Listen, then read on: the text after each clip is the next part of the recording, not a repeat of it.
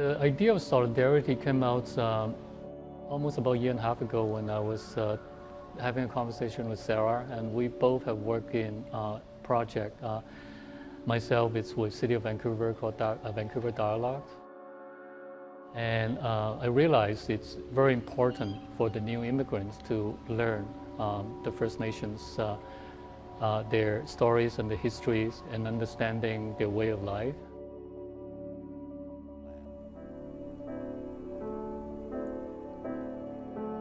Well, my grandfather from China came to Musqueam to farm. They did that mostly on a handshake basis. There were no real leases at that time until the Department of Indian Affairs took it over. It was very, very beneficial to the farmers, but also to the Musqueam community.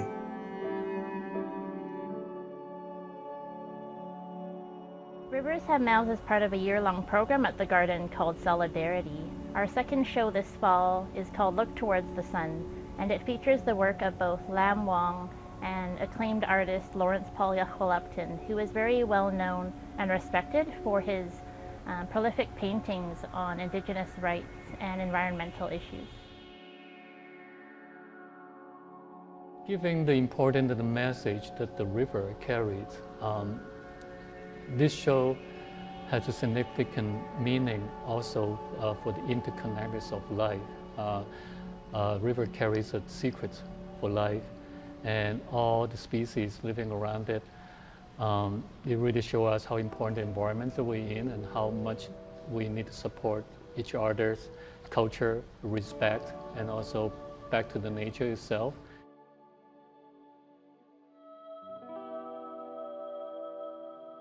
The history of that land there is so rich and so fascinating, and how our Indigenous communities, our local First Nations people of the Musqueam, Squamish, and Tsleil-Waututh came together with the Chinese community, decades ago, and we've been joined by marriage and friendship, and we have a lot of interconnectedness, and that weaves us together.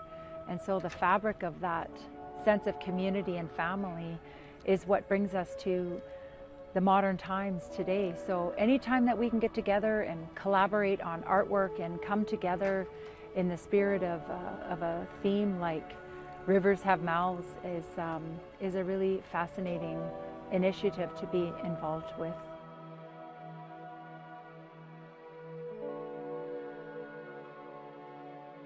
Rivers do have mouths, and they'll speak to you if you'll listen. So we listen with our hearts and our minds, and we stand before a weaving like that. In our Coast Salish custom, I truly believe that our weavers were instrumental in holding knowledge. It's very important that this exhibition is being hosted by the Sun Yat-sen Garden, because the garden has long been a cultural anchor in our neighborhood, and recently they celebrated their 35th anniversary. And I think as a central meeting place where people of all backgrounds have gathered over the past decades to get to know one another and build a common understanding. This is one of the key reasons why Lam and I felt it was so important to bring this exhibition here and really begin to grow awareness about the unceded territories that we are on and the shared histories between Indigenous and Chinese Canadian peoples. Since COVID, there's rising of anti-Asian racism.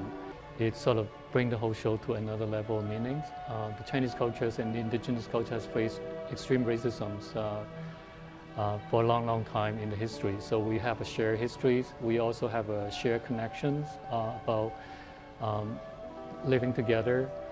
And so this shared history is also important to express in the project as well.